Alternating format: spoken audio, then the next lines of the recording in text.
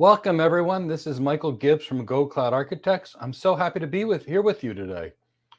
The reason we do these question and answer sessions is because I want to know that we give you as much help as possible so you can build the absolute best cloud architect career, cloud engineer career, DevOps career, or any technology career you want to build.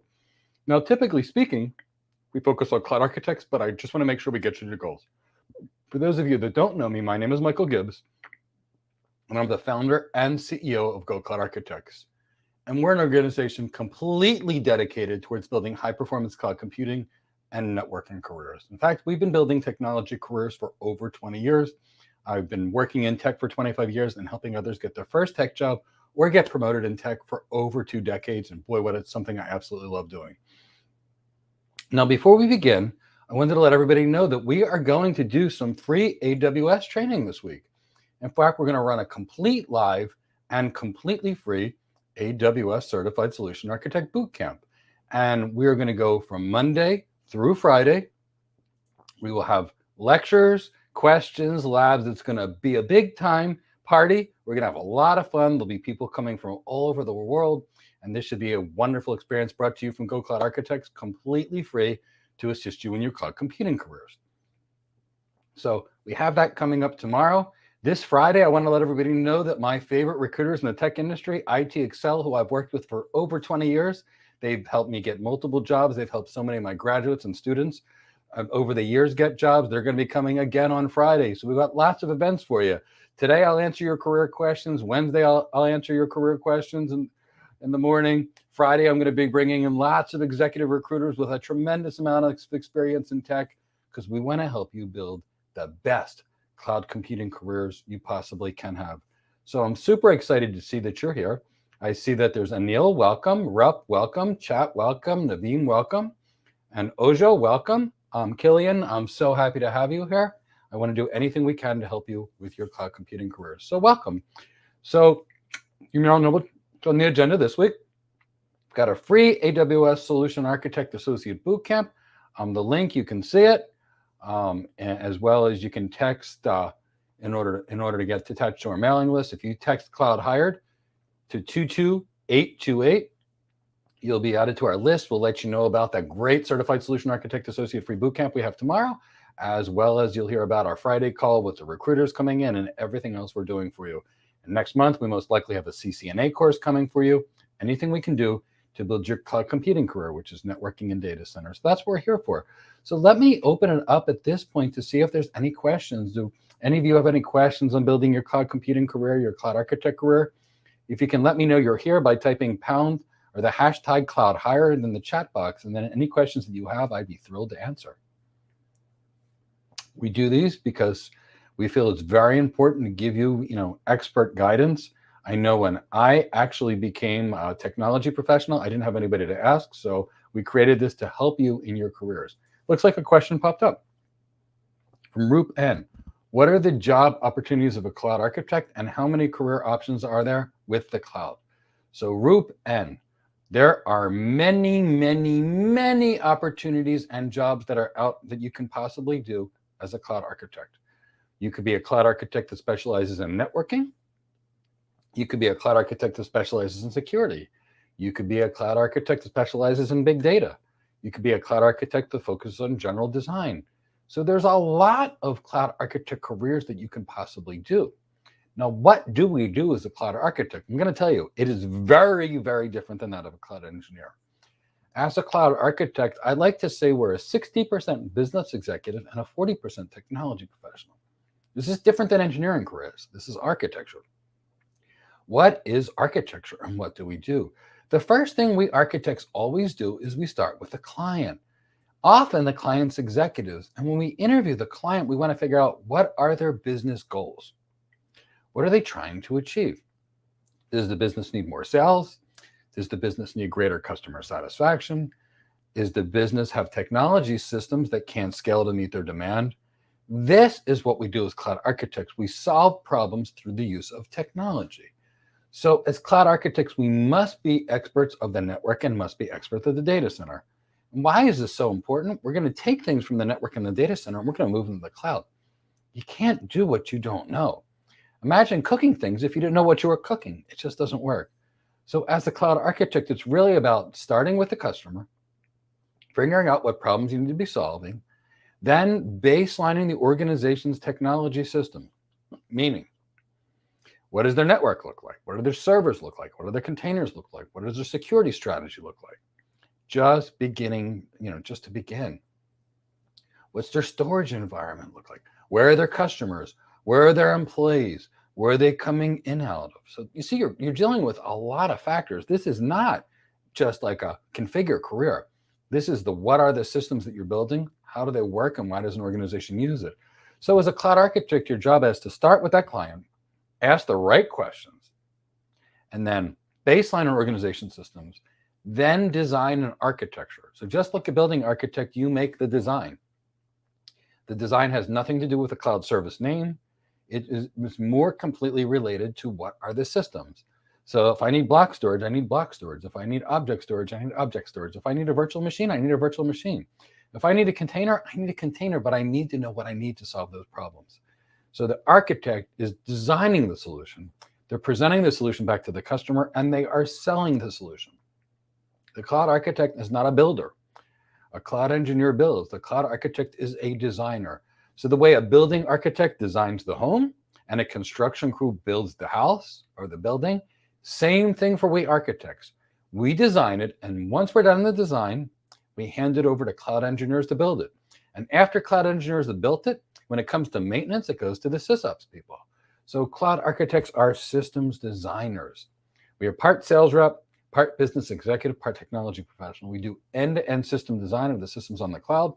What is the cloud? It's a virtualized network and data center. What systems go on the cloud? Systems from the network and the data center. So you want to be a great cloud architect, you want to get a great cloud architect job, you actually have to do this. Now, when we start looking at job descriptions, we get silly things. Cut and paste job descriptions that include, 5,000 different careers. We know these are all nonsense. In fact, it's so important. We need to know what goes on. So for example, we're not focused on that. We're focused on what you do, what I've done for 30 years, what all the architects that I knew do, that I work at AWS, Azure, Google, Cisco, they have a cloud, Palo Alto has a cloud, everybody has a cloud, Oracle has a cloud, and we all do the same things. We are systems designers, and that's exactly what we do. So we're executives combined with technology professionals that do design. We don't do our own proof of concepts. Cloud engineers build the proof of concepts for us. We're a hybrid between technology professional as well as executive. Hope I answered your question. If you've got more questions, I'd love to answer them. Chris, if you can bring in the next question. Dan, will a non-technical person be able to pass the SAA after the boot camp? Dan, I've seen completely non-technical people get 10x AWS certified. Anybody can pass an AWS certification.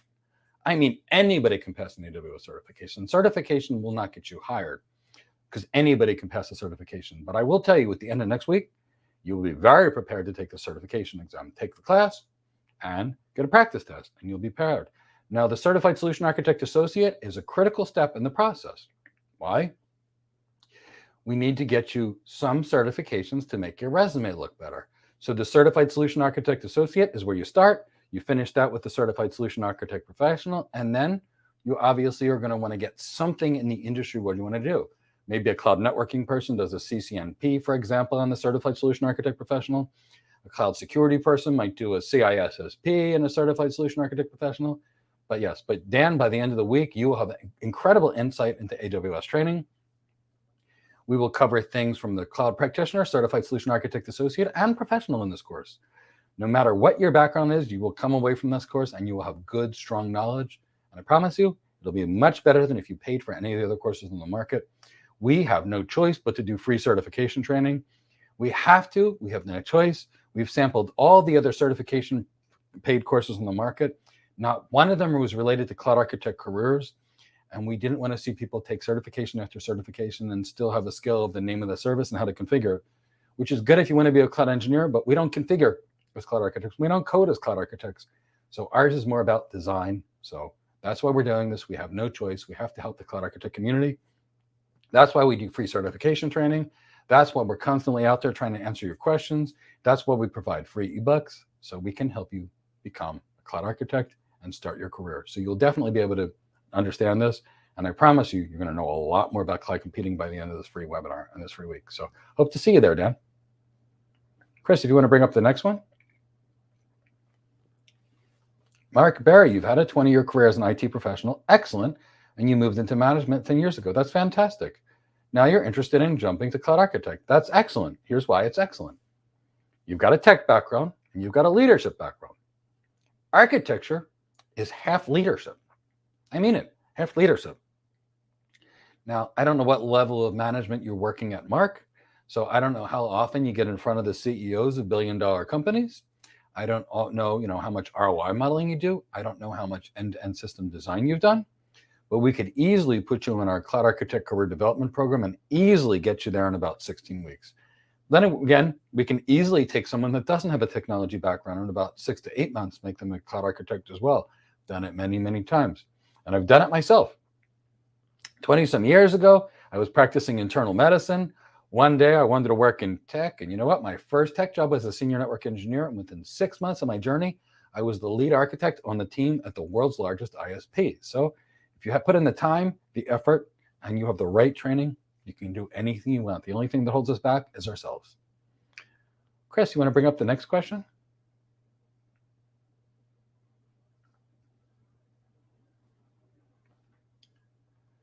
Mark Barry, what type of companies hire cloud architects? It seems you'd be limited to consulting. Oh, no, no, no, no. Okay, so Mark, let me tell you who hires cloud architects.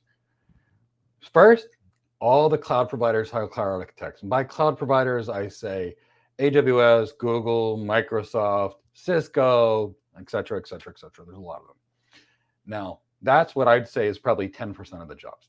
I would say most of the jobs are actually at big global enterprises. So, for example, big global enterprises. So every one of them has multiple cloud architects in today's world because they're migrating to the cloud. Now, I want you to think about it logically.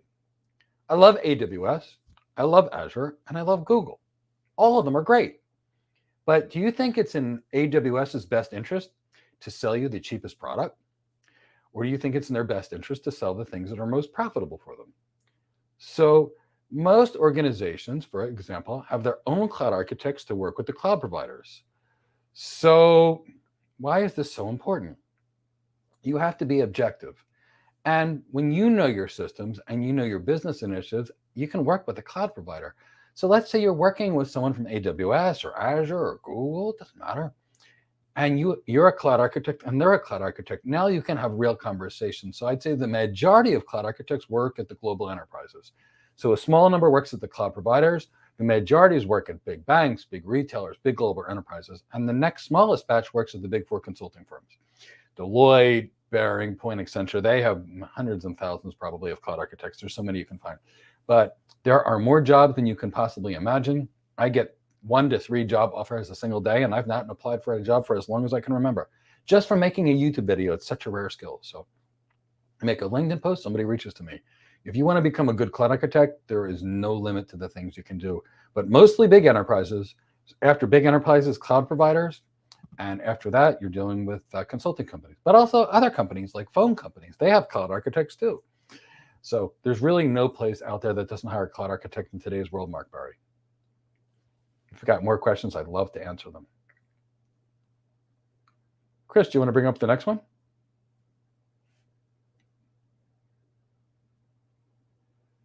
Hello, Omar. Chat Verma. I hear you say focus on one thing and get good at. Will it hurt someone to get education in sysops and a little DevOps? It depends on your job. So Chat Varma, if you get sysops and DevOps certified and you want to be an architect, here's what the hiring manager is going to see. A maintenance person and a software release automator. They're not going to see you as an architect.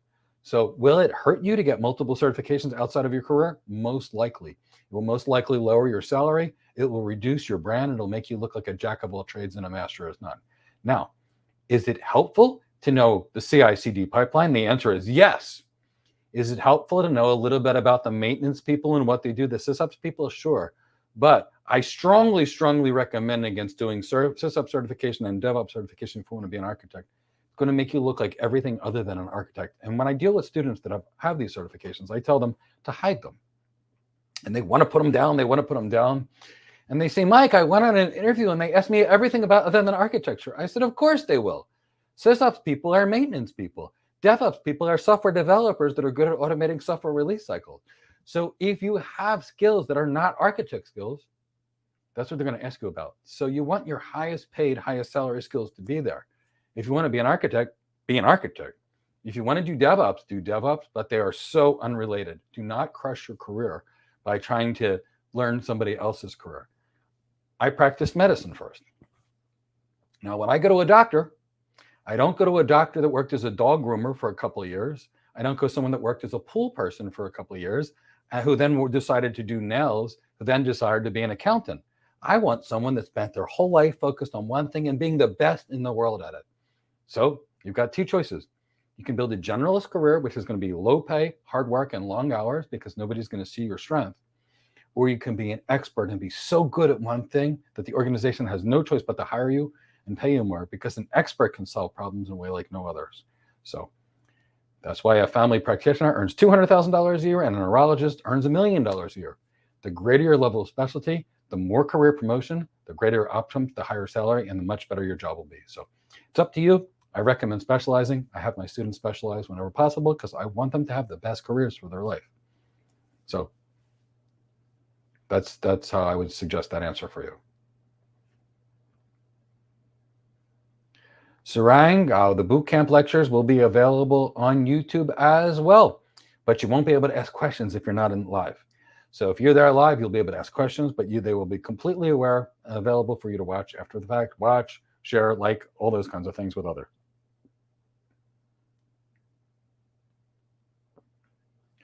Omar369, I think you need to ask a different question. You are new. Do you need to focus on AWS or Azure? Neither. Okay, so Omar, let me answer your question. If you took a class to drive a Honda and only knew how to drive a Honda, and then you took another class to learn how to drive a Toyota, and then you took another class to be able to drive a Mercedes, and another class to be able to drive a BMW, that would be insane. It's the same thing with the cloud. You don't learn one cloud, you learn the cloud. So for example, all of our students actually build the cloud from scratch. I want you to really think about it from the architect perspective, Omar369, because it's really important. An architect designs a building. They say the building needs to be 1,000 meters tall. It needs to be able to withstand winds of 100 miles an hour. It needs to be able to deal with hail or ice coming out from the ceiling at a certain speed. That's what an architect does. The architect designs the structure. I need steel of a certain strength. I need glass of a certain density. I need cement that can handle a certain force. That's what an architect is concerned with. So if I say I need a virtual machine, I'm an architect. I select the virtual machine. Now, if I get it from Azure as a virtual machine, AWS as an EC2 instance, and Google as a compute engine instance, it's the same thing. I'm just going to the store. So we teach people how to be on the cloud, any cloud. Guess what? There's no such thing as an AWS environment now, or just an Azure environment, or just a Google environment. One of the cloud providers ended that when they kicked an organization off of the cloud a year ago because they didn't agree with their business model. Since then, everything's been hybrid cloud and multi-cloud. So you can't just say, I want to learn AWS. You can't just say, I want to learn Google. You must know all the clouds. So in our Cloud Architect Career Development Program, we teach the cloud, just the way I would teach you to drive. And you can work on any cloud, anywhere, anytime. Now, if you're asking me where to get certified, I'd probably say do the AWS certification first. And here's the reason. It's probably the most in demand by number one, and it typically speaking has a slightly higher associated salary than the Azure one, statistically speaking. So I would say do the AWS search first, but you must learn the cloud. Now, the Google has the highest salary. The Google Professional Cloud Architect, exam which I've taken, is probably the best exam out there. It is the most difficult exam, and they actually ask you architecture questions on it, meaning how would you do something in a given situation? So they do a great job with it, but still, Google is only a small percentage of the market. So I would say learn the cloud, get certified in AWS as a first step, or Azure as a second. Chris, if you want to bring up the next question. Omar369, I typically recommend people focus on something to become an expert at it, especially if you've not been an architect forever. So I typically have my students focus on cloud infrastructure, where we focus on the network side, cloud in general, overall system design, cloud security, cloud big data. I typically like to find someplace that we can make sure that our students become so good and so knowledgeable, and they so stand out over everyone else in the world that the world comes and seeks them, that pays them double. That's the goal. The goal is to build your best career with the fastest. So either specialize in an area or specialize in an industry. For example, for about 5 years plus, all I did was BGP consulting. Spent another year as an IP multicast video consulting. But you know what? I joined Cisco, and Cisco said, hey, Mike, guess what? We want to build a healthcare industry team. And I said, you want to build a healthcare industry team? And they said, yes. If we could just find some engineer or architect out there that knows healthcare, boy, it would be good for us. And I heard this, and I said, you want to find an architect that knows healthcare? I said, did I ever tell you that I could practice medicine? And they were blown away. And I said, maybe I should apply for this job. I got 3 promotions and a single job change because I had industry experience. I went from the first line, from the first level architect to manager, senior manager. I actually took a director's position. They're in the process of promoting me around the time I left because but I did that all in a single jump because I had industry expertise. So that's exactly the best way I can possibly describe it. Chris, if you want to bring up the next question, somebody actually asked in the chat box, how can they contact us? So I'm going to do something really dangerous on YouTube. I do it all the time. I will put our office's phone number. And the reason I do this is, for example, people really have some questions that need to be answered. I want them to be able to ask someone that can truly help them. So our number's there if you've got any questions about our training. Who's got the next question? Chat Varma. Thanks, Mike. Yes, you want to get familiar with sysops, not getting any certifications, but just have the ability to communicate the dots and cuts more clearly. Perfect. Knowing what CICD pipelines is great. Understanding what Terraform with code is without being an expert on it is great. Be very cautious on the sysops side. Still know a little bit, but sysops is unfortunately like the ugly stepchild of these technology careers. These sysop people are really good. They're very critical to things, but for some reason, the world's got this concept in their head that the sysops people or the maintenance people are like locked in a knock and they don't communicate well, which doesn't have to be true at all. But having that on your brand really reduces your brand because it gets you thought of more as the maintenance person. DevOps is different. DevOps is automation. The world's going to automation.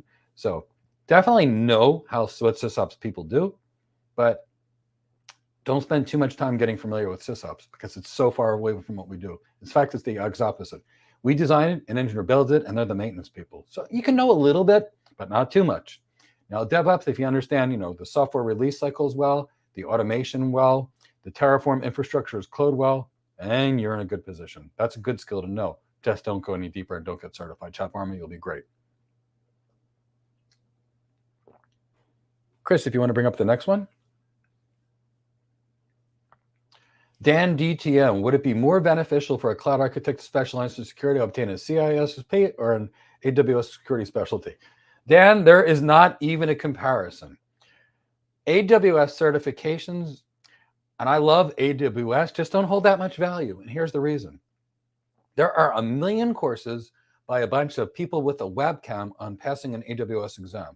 People that have never been cloud architects, they've never been cloud security architects. One of the cloud providers just made an advanced networking course that's never worked in networking. So when it comes to the AWS advanced security, what it looks like to people like me is an intro to an intro to an intro to junior level security. Whereas when I see a CISSP, I'm like, this is a security professional. So if I had to view an AWS like advanced security cert as this, and I viewed the CISSP as this, that's the difference. So when we're building a brand, we're looking for that certified solution architect professional, which is the basic entry-level certification of cloud. And we're looking for an industry thing. CISSP, CEH master, offensive security professional for security. Look, you can do this AWS advanced security. You can spend a day preparing for it, but it's not going to mean anything. And unless you have real experience prior to doing this, the advanced security is nothing. Now, if you have a CISSP and then want to do the AWS security, advanced security specialty, that's cool, because then it's basically translating the real things that you know to basically the cloud services. But when you're dealing with these advanced specialties in security, you have to realize what majority of it is. They're mostly about using the AWS services. Now, reality as a cloud architect, you're going to be using some AWS services. For example, you might do an end-to-end security environment. And at the edge, you may use CloudFront with Shield, which is great for DDoS protection. But you're probably not going to use WAF. You might use an enterprise-grade firewall from, say, Cisco or Palo Alto. Now, behind that, you're going to have an IDS IPS system. Again, that's not going to come from the cloud provider. And then after that, you're going to use the cloud native things like security groups. And after that, you're going to use network ACLs and then security groups. But you're also going to use host-based firewalls. You're going to be disabling unnecessary services. You're going to be putting malware protection on your security. None of that's going to be part of the AWS Advanced Security course, but it's all going to be part of the CISSP. So that's why when it comes to building real careers, building great careers, we need expertise. Cloud certifications don't hold that much weight. Certified Solution Architect Professional, excellent certification to get. Google Professional Cloud Architect, excellent certification to get. And Azure Expert, good certification to get. We're talking about architects. Now for the DevOps people, that DevOps professional with AWS is good, but that's a different career. So the key is do that. Now, same thing for cloud networking. I'd rather have a Cisco certified network professional or a Cisco certified internet expert like me combined with a certified solution architect professional than any kind of like AWS advanced networking, which isn't even an intro to junior level networking. So realistically speaking, I just want you to understand what's going on and why. So get a deep one from industry, get the deepest one you can get in the cloud, study business acumen, communication skills, emotional intelligence, executive presence, and get the right training, you'll be good to go. Hope I answered your question there, Dan.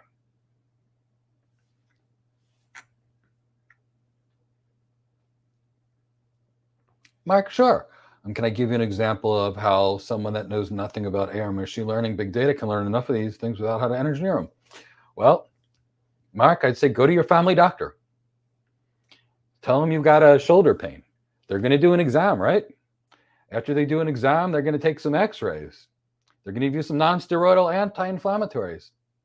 They're probably even going to give you a cortisone injection, but they've never done surgery because they're a family practitioner. So, they're not doing surgery on you. So here's the difference. So if I'm going to design BGP, and Omar369, you actually have the most hilarious question. I'm going to answer that in a minute. And Chris from my team can actually post a video to answer your question in the meantime. But we'll definitely answer your question. So for example, if you need to design the connectivity to the cloud, here, you're most likely going to use a direct connection with a VPN backup, but you need to do your routing.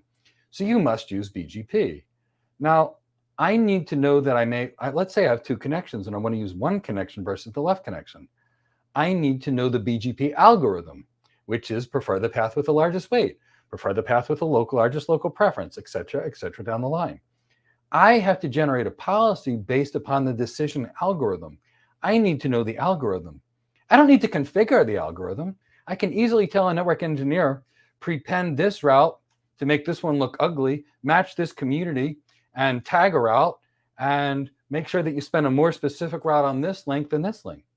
I don't need to configure a router to do that. And I've been an architect for 25 years, and I haven't configured a router since. I need to know the knowledge. The knowledge of how to design a house is different than how to build a house. You don't send building architects to work as roofers, to work as construction workers, and to install flooring and carpeting. So it's the same thing. It's design position. You must learn how to design. If you want to train an architect and you teach them how to build, they don't know how to architect. They're not trained. You need the right training. So Mark, it's all about getting trained for the career. It's not a hands-on career. The closest you get to hands-on as an architect is PowerPoint and maybe Lucidchart or Visio. That's hands-on. Hands-on is interview people, look at data, present, document, sell. So if you learn how to engineer solutions, that doesn't teach you how to basically design them. Engineering is how to configure. Now, the reason most cloud architects can't get hired is as following. They studied cloud engineering. They took one of those courses. It was a certification course. They learned how to configure an S3 bucket. So he learned how to configure an S3 bucket. So you don't engineer any solution. You design a solution. Engineer is building. Engineer is configuring. So How do you learn enough about these areas? You learn how they work, not how to build them. So if your job is related to how they work and your experience is how to build them, it's completely irrelevant experience. I can't take someone that knows how to configure a router and turn them into a designer without teaching them how to design. So it requires the same level of training to get an engineer to be an architect as it would someone without an engineering background, because it's different thinking. So the hardest people sometimes that I train are the previous engineers, because they're so focused on one thing and all the idiosyncrasies. Whereas the architects, I have to teach them to take a step back, to look at the end-to-end environment, to look at the big picture, to separate all the intricate details into all the things necessary to be done. Sometimes the hardest people I actually train are the ones that are actually engineers. For example, taking someone from sales is really easy to make them a cloud architect. Taking someone from customer service, easy. Taking someone out of medicine like me, easy. Taking someone out of engineering can be great if the person is willing to think unlike an engineer. Think about end-to-end design as opposed to building. So, I don't have to have a heart attack to learn cardiology. I don't have to be a drug user to necessarily know how to deal with drug addicts as patients. And I don't have to learn how to configure things to learn how to design things. Train for the skill you want. An Olympian trains gymnastics as a gymnast. That Olympian is not a surfer. They're a gymnast. Focused, focused, focused. So, Chris, if you want to bring up the next question. Okay, Omar, I love this question, and we just made a video on this. Does age matter? Yes. Age matters. Generally speaking, the older you are, the easier it's going to be for you to get hired. But, there's two ways that we play this. When you are 40 or 50, you're in a great position to be an architect. And here's why. When you're going to propose $1 billion solution to a business, and you're going to have to speak to a 50 or a 60-year-old CEO, you're going to have to communicate in terms of wisdom, knowledge about business acumen, executive presence, communication skills. And when you're 40, it's a whole lot easier to convince someone to trust you than when you're 20. Now, when you're 20, here's the thing. You learn faster, which is awesome. So when we're 40 or 50 or 60, and I work with 60-year-olds becoming cloud architects, and they do great. Companies love them because of the experience, the life experience. So when you're a little older, you've got wisdom going for you. People love wisdom. Chances are you've developed some better communication skills, some higher levels of emotional intelligence. You probably had to deliver a lot more presentations. So when you're older, that works in your favor. Now, when you're young, there's still hope. And I work with lots of young people and get them hired too. And I've had lots of people hired by the time with big architecture jobs the second they're done college. When you're young, we have a different set of things to do. It's expected when you're young, you're a risk taker. It's expected when you're young, you learn fast. It's expected when you're young, you're energetic and enthusiastic and passionate because you're not tired. These are things we love about young people. But we know young people, typically speaking, don't have the strength or abilities because they haven't had a chance to experience it yet. So when someone's young, they got to go in there. They got to get really good at speaking, presenting, emotionally intelligent, executive presence. They have to really train the business acumen. They got to train those presentation skills. And they have to convince the hiring manager, which is a harder task. Just because I'm young doesn't mean I'm not great. I'm so energetic. I'm so motivated. I'm so enthusiastic. I'll be up all night learning this. And they'll believe you at your age. So if you're 40, that's optimal. If you're 45, even better. 50, perfect. 35, great. 30, great. 25, that's where we got to do some magic. I work with lots of young people, and I know how to get them branded and co-author papers with them and do all kinds of things to get them seen. Much easier as you're a little older, much harder when you're younger, but we can still do it. So that's the role that age plays. There's a video my associate Chris put called Does Age Matter? We took a deep analysis of this for you there.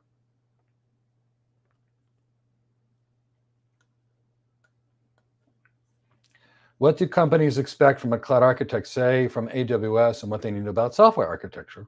Diego, it's a great question. They have application and software architects that do software architecture. We cloud architects are about designing the end-to-end system. So a cloud architect like me would collaborate with an application architecture when we're dealing with software.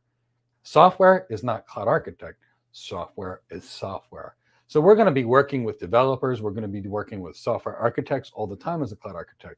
So if I deal with a design, for example, I'm a Cisco certified internet expert with 25 years of network engineering and architecture background, plus cloud. I'm going to be that cloud infrastructure architect on the team. Then there's going to be a generalist on my team, or 2 or 3. Then I'm going to have a couple of cloud security architects, a couple of IAM architects on the cloud. And yes, IAM is different than security. Then guess what else we're going to have? Some application architects, some cloud engineers, some maintenance people, sysops people, some devops people, etc. And the list is going to go on. Architecture is a team sport. So you don't need to know a lot about software, because we are not software people. DevOps people, software people. Sysops people, more software people, because maintenance, they're writing scripts. Cloud engineering, there's some coding and configuring. But for us, it's all about the design. And we're predominantly not doing a lot of end-to-end design with applications. It's more the infrastructure. What is the cloud? You got to remember this, Diego. The cloud is nothing more than a network and a data center that's been virtualized. The cloud is a low-performance network and a low-performance data center, but it's the most agile thing in the world. The cloud almost, in today's world, can perform as good as the data center. Not quite, but almost. But I can spin up a virtual instance on the cloud or a virtual machine in the cloud in seconds. We can auto-scale and grow as needed. We can design based upon average needs instead of peak needs. This is what makes the cloud so magical, so transformative for business. It's that agility. So don't worry about so much about applications. Worry about how to design the end-to-end solution, Diego, and you will have a fantastic cloud architect career. Chris, you want to bring in the next one? Omar369, thank you for your answer. You feel much more confident now. Wonderful. Wonderful. Chat Burma. He has an awesome video on age. I am no spring chicken. I'm not either. I'm 48. And you have 10 plus years IT experience as an business analyst. That's great. And yes, you can use that for your advantage. And yes, being a little bit older will help you. That is fantastic. All good skills that are useful. Definitely, Chat Burma. Very, very beneficial skills to build your cloud architect career.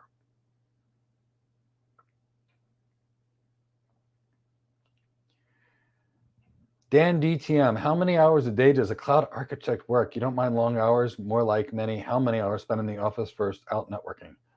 Well, that's a good question. It depends on how senior you are.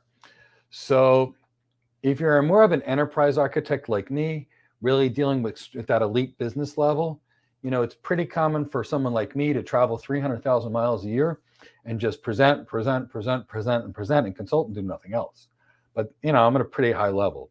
I would say that, the average cloud architect is going to basically spend 50% of their time documenting and presenting, and the other 50% of their time, doing research or being customer facing. So I'd say 50% customer facing by every stretch of the imagination, and 50% of your time basically communicating, and some of that's going to be customer facing with regards to documenting or presenting, and probably 25 to 50% design.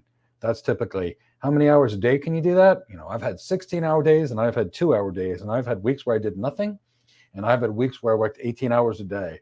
There's really no rhyme or reason. It's more project based down. That's the best way I can answer you. But it's a good job. It's not an exhausting job. It's not like being an engineer. An engineer is a hard job. As an engineer, you work for a living. I mean, you're there on that computer, long hours, middle of the night when things break. Very important. So as an engineer, you work hard. As an architect, I spend more time with my company credit card, buying drinks, buying steaks, buying desserts, buying things to entertain clients. Much, much, much more of that than I actually do. So I would say a lot of time is going to be out there communicating, buying dinners, buying drinks. That's more of what we do. We are much more of an executive. We're half technology professional. That's why we have to train architects in such a special way. If you guys are here, if you can type Cloud Architect in the window so I know you're listening, and if possible, leave a like or a comment or something like that. Chris, if you could bring up the next question.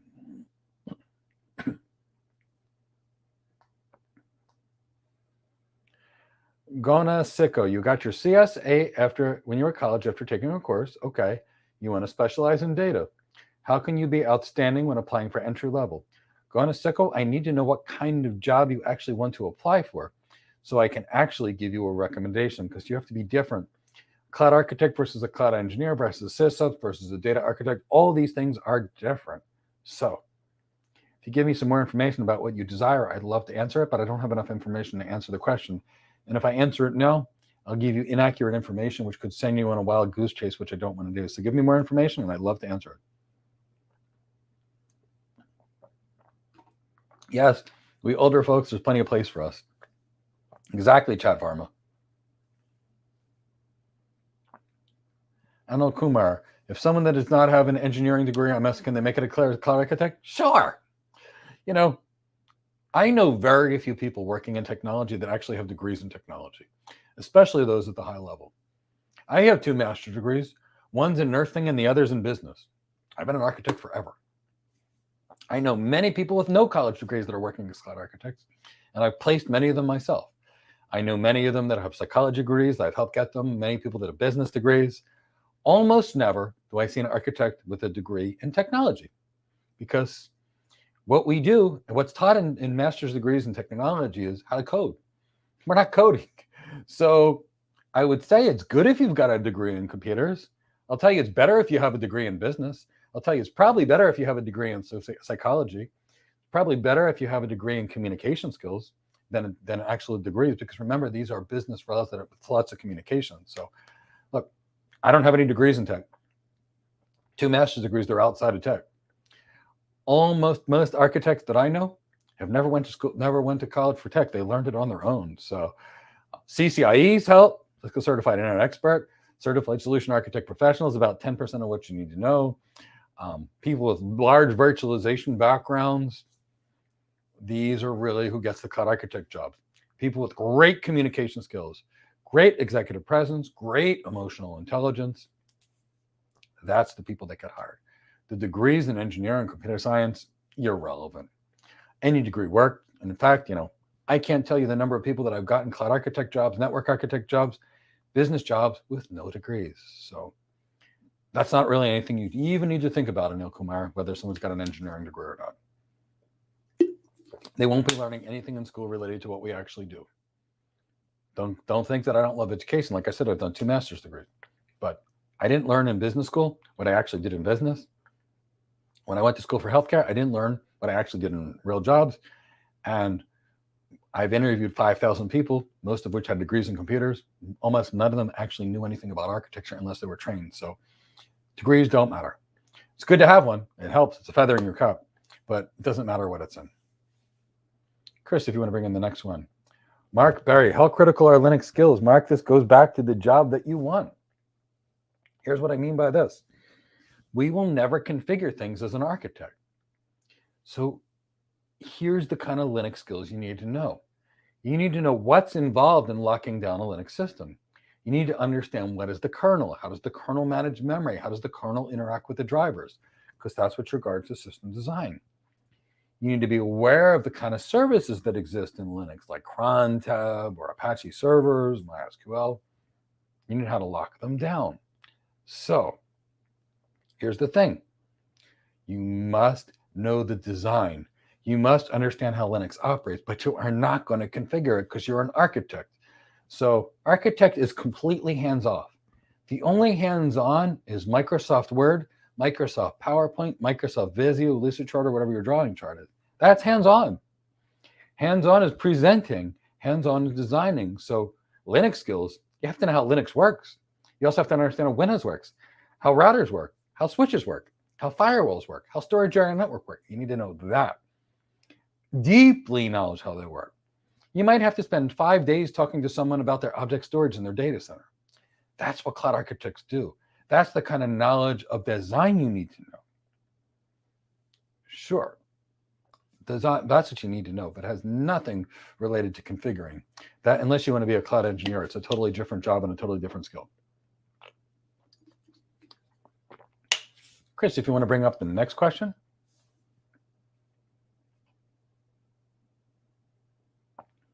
Can you do a freelancer job as a cloud architect? Absolutely.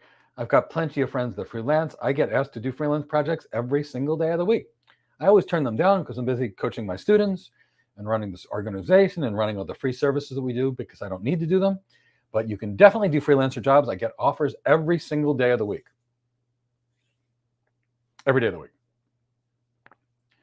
Mahesh, does Linux play a role in the AWS cloud environment? Here's a secret. The whole cloud is built on Linux. The cloud is built on Linux. So every one of my students builds a cloud inside of our Cloud Architect Career Development Program. Everything is Linux. So here's what I mean by this. 90% of your servers are Linux. The firewalls that an organization uses are going to be running on Linux. The routers, in many cases, run on Linux. The load balancers are using Linux. The web servers, the app servers, the databases, they're all Linux. So, but that's, your use. But let's talk about what is a cloud. All my students can tell you, because you can't be a cloud architect if you don't know the cloud. So here's how a cloud is built. You take a bunch of servers. You install Linux, like the Linux kernel. Then you install what's called a control plane, which is basically the orchestration mechanism that builds your virtual machines wherever they need to go. Then you need to set up the orchestration of where your storage is. All my students do this. Every single one of them is, before we let them graduate, has to build the cloud from scratch. So it's all done on Linux. You build the cloud, you set up your storage, you set up your networking, and then you've got a cloud. So Linux is critical, but how Linux works as opposed to how to configure it. Now, in my program, I make my students do extensive configuration. Now, why do I have such a ridiculously comprehensive lab module? I do it as follows, because I'd like people to actually get hands-on with the stuff they're going to move. So every student in my Cloud Architect Career Development Program does the following labs. First, they set up server virtualization. Why do my students work with server virtualization? Every virtual machine on the cloud EC2 instance is a virtual machine. If you don't know what a virtual machine is, you can't work with it. Next, containers. Every one of my students builds containers. They have to. How else are you going to design an environment? No, we're not building them in an AWS where you click a button. We're going to build them from scratch the hard way so we know how they work. Then what do my students do? They all build the firewall on Linux. They all build the VPN concentrator, because that's how you're going to deal with your remote access VPNs on Linux. Our students all build the Linux, Apache, MySQL, PHP stack the hard way. Our students set up NFS file sharing, because that's the basis of network file storage. Our students, and if you're not one of our students, I still want you doing these same things. Our students set up Active Directory, and our students all build a cloud. So if you're with us, great. If you're not with us, buy a 16-core Xeon server with 128 gigs of RAM and 3 SSDs in RAID 0 or an NVMe drive. Build these things on your own. You got to learn all the systems that you design. So that's how much of a role Linux plays. You must understand Linux in every way. The kernel, the memory management, the swap files, all those kind of things. So Linux plays a big role because all clouds are based on Linux. Chris, if you'd like to bring in the next one.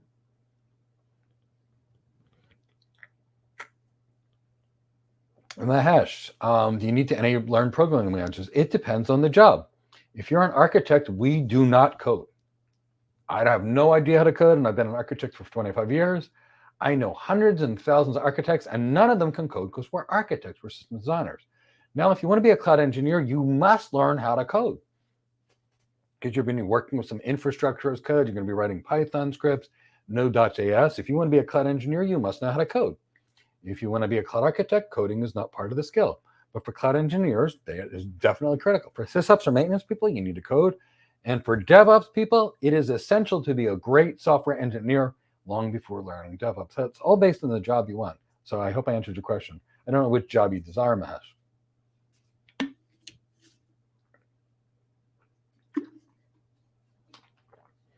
Linda Lampert, you keep hearing about data architect. What is the career relative to cloud architect or solutions architect? Great question. So let's explain the three kinds of architects. The most junior here is the solution architect. A solution architect is a very junior role. It's basically designing an end-to-end solution on a single cloud provider. A cloud architect, by comparison, is someone who's going to design an end-to-end solution with the network, with the data center, with a hybrid cloud, multi-cloud solution. This is today's world. There's no such thing as a single cloud in today's world. So a cloud architect is really who designs the end-to-end solutions. Now, the data architect only focuses on data. So a data architect would focus on data ingestion, maybe some machine learning, maybe some data science, maybe data lake creation. And data architects need to have some relatively good infrastructure and database skills, and may actually need some coding. So There's two ways to do this. I create a lot of cloud architect data architects. And what I do is I teach them cloud architecture for real and give them deep knowledge. Then I typically have them specialize in databases, and I typically like an Oracle database, and I typically make sure they learn the Pythons, the Sparks, the map reductions, the ETL tools that are out there, and we make them a cloud data architect. I'm going to tell you, data architect jobs are really hard to get. So you really want to match these things, because anytime you're getting into these data science, data architects, you're typically dealing with PhD mathematicians that probably never went to school for computers, but they know algorithms well, they know math well, they know statistics really well, and maybe about inferential statistics and calculus and all these other things. So data architects are about dealing with data and making better decisions with the data. Cloud architects are about end-to-end design, regardless of what it takes to solve a customer's problems. And a solutions architect, Linda, is about how to do it all on just Azure or just AWS. In reality, the solutions architect is probably too junior for most of the critical roles we have. They need to be cloud architect. I use the term interchangeably, but a solution architect exclusively is someone that works on one cloud, where a cloud architect can do the solutions architect job any day of the week, but they can work on any cloud. OpenStack, Ansible, Nutanix, all of them, AWS, GCP, Azure, so much better skill set.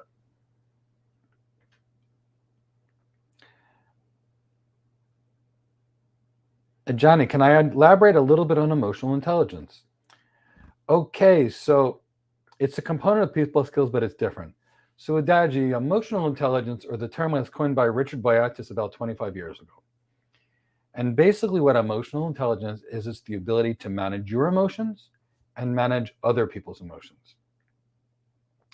Statistically speaking, emotional intelligence is the single best predictor of long-term career success. Emotional intelligence has a bigger impact on your career, bigger impact on your promotions, bigger impact on getting hired, and bigger impact on your pay than any other factor. In fact, emotional intelligence for architects is equally important as competency. Now, with average careers, training emotional intelligence causes someone's salary to rise approximately $30,000 per year. So it's well worth training, which means over a 30-year career, just training someone to be emotionally intelligent for an average paying career typically provides about $1 million of benefit for the client. But that's for an average career. When you're dealing with these architecture careers, training emotional intelligence can easily make a six-figure difference in your salary. So emotional intelligence is related to your ability to manage your own emotions as well as other emotions. We train it extensively in our Cloud Architect Career Development Program. We do it for the following reasons. It substantially increases our candidate's chance of getting hired, and it can have a massive impact on their salary, and it makes them more likable. So if you're not with us in our Cloud Architect Career Development Program, which is cheap because I don't need to work and we're doing it as mostly a public service with a part business on the side, then we cover it all. If you're not with us and you want to be a cloud architect, I recommend you take one of Daniel Goldman's or Boyatis courses. They're about $5,000. But the emotional intelligence training is so important. So I don't care whether you do it inexpensively like ours. I intentionally charge about 5% of what our program is actually worth to make it affordable for people, because I grew up really poor. And I worked 3 jobs when I was in school, and I don't want anybody to have to struggle like me. So that's why I keep our costs low. But I got to tell you, train with us, great. If you're not with us, train that emotional intelligence. It will make a bigger impact on your career than everyone else's. I mean, our course is about a $25,000 course, and I think we charge $800 when all is said and done with a coupon. But you want to be an architect, make sure you're training that emotional intelligence, executive presence, communication skills, leadership skills, presentation skills, ROI modeling skills. It's equally critical as the tech skills. You have to be able to know the difference to present between a CEO versus a CFO versus a CIO. You must know the difference between a functional personality type as well as an analytical personality type versus a visionary personality type like me. You must be able to communicate differently to different jobs and what people need. You must be CXO relevant. You must be highly emotional intelligent and have a lot of executive presence. Je ne sais quoi. You know, when you see some people, they walk in the room and you know they're in charge, you have to have that. Otherwise, you're an engineer. So these are really critical skills. And that's why I work so hard to develop them for my students. So hope I answered your question there. Happy to take the next one. Omar369, can you work remote as a cloud architect? I have worked remote now for 20 plus years. It was harder in those days, but of course you can work remote. Now, there are still times you may need to collaborate with people in person, do a group whiteboard session, but for the most part, you can definitely work remote, and I've done it for 2 decades now.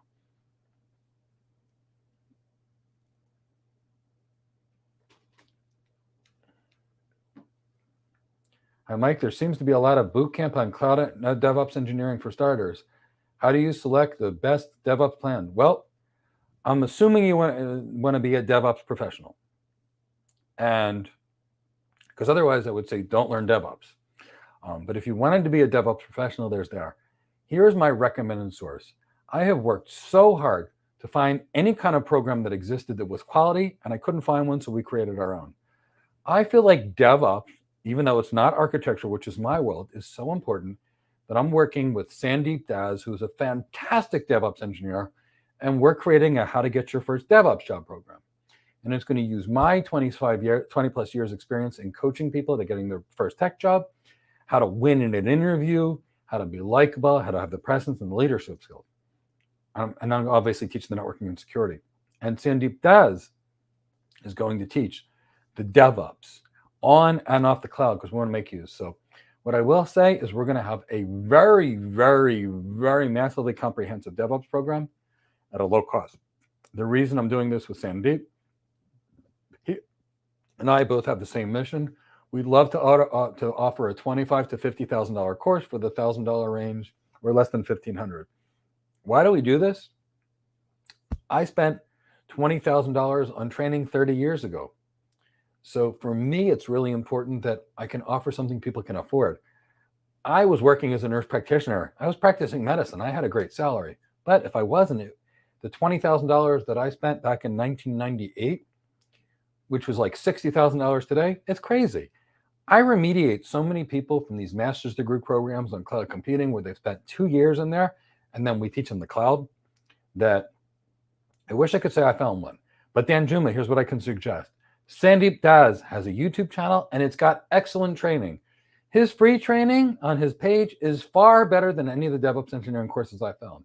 And within 3 months, we're going to have a massive, comprehensive thing. But I would go to Sandeep Das for DevOps training. He's fantastic, highly motivated, loves it, so much so that we're working together on a future project because of my respect and love for what he does for DevOps and his love and respect for what I actually do in terms of getting people hired as cloud architects and teaching interviews and communication skills. So that's the best one I can tell you.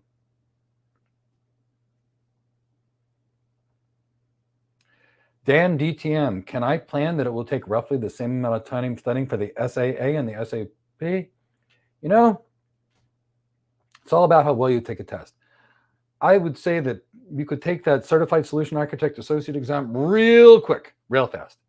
Like if you took my course next week, the free one, by the end of the week, you could go to practice test, wait till you can get basically a 95% every time on a practice test, which would probably take you a week, and you could pass the exam 2 weeks from now, all with free training and basically a $30 practice test.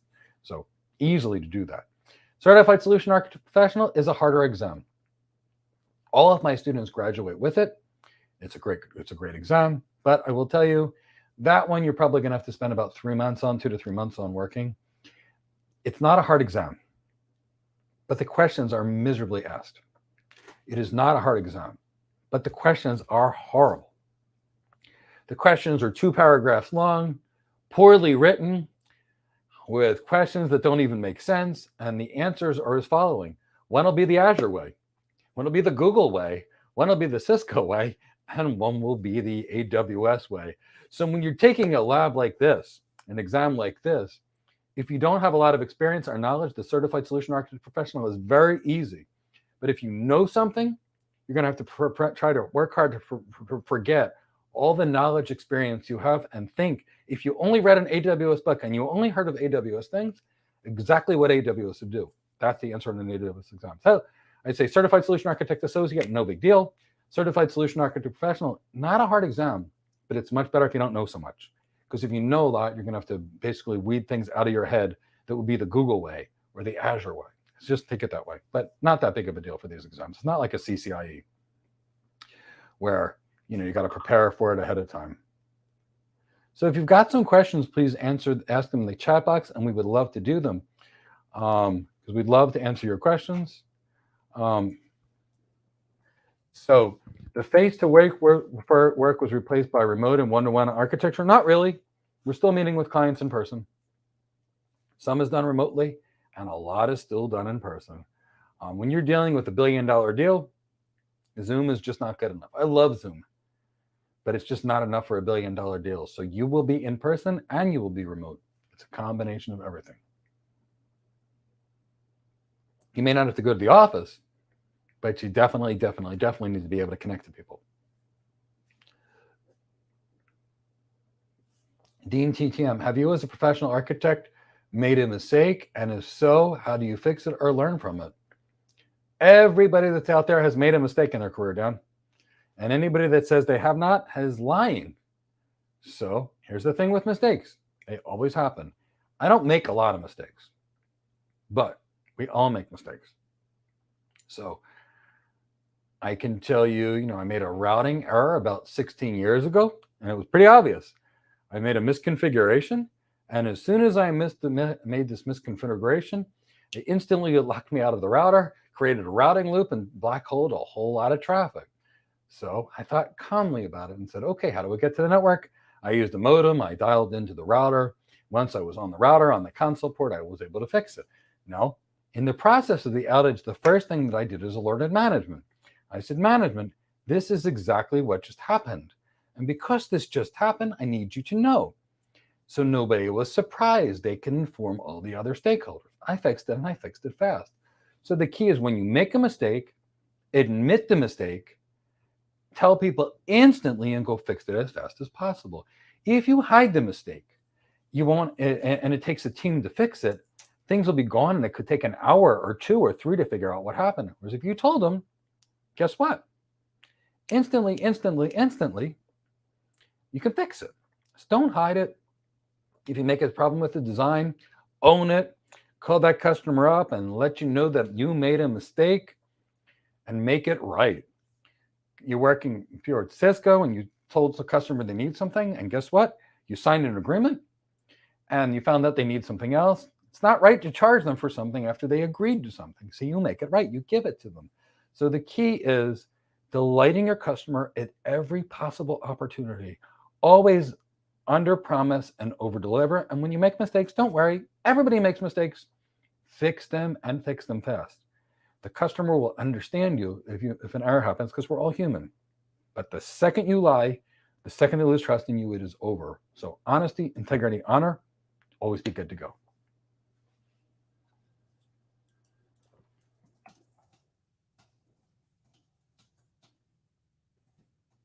Okay, Chat Varma, can you guys have a practice lab subscription? We have a practice lab subscription, yes. If you want to practice stuff without joining the course, just wondering. So we have a practice lab program, Chat, called the Cloud Architect Experience Program. And that Cloud Architect Experience Program is labs. I invented the Cloud Architect Experience Program for the following reasons. For years, I've told people, if you want to get a job, what you need to do is buy a server, set up server virtualization, build containers, build firewalls, build VPN concentrators, set up Active Directory, build your own cloud. And what happened was, when I used to tell people that a server like that they could do it on was about $500. Chia mining started, international supply chain shortages, that $500 server became $1,500. So I came up with this $300 program. I called it the Cloud Architect Experience Program, which is just server access.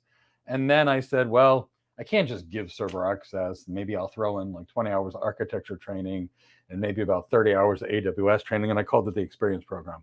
Chat Varma, I don't talk about my Experience Program because really it's the Cloud Architect Career Development Program that somebody needs. But, if you really want to get experience, either take one of my programs or buy yourself a server, or you could take my Experience Program, but it's much cheaper to do it all in one big program. No servers for you to buy, all the training that you actually need, but it's up to you. You can do whatever you want. But if you need it, you can do it. Or you can buy yourself a 16-core Xeon server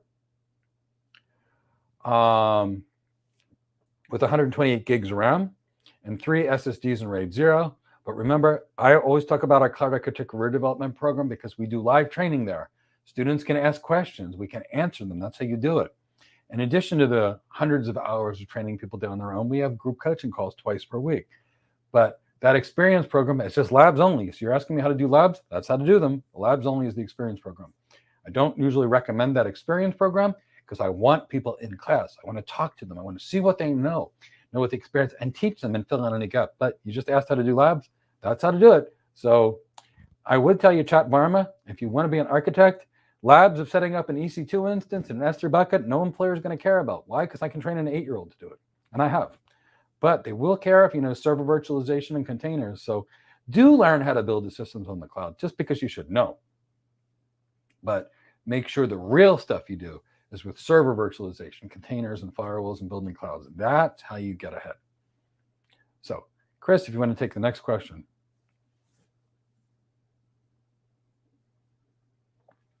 Harris A. For someone who is unsure of which direction to take, what would be my recommendation?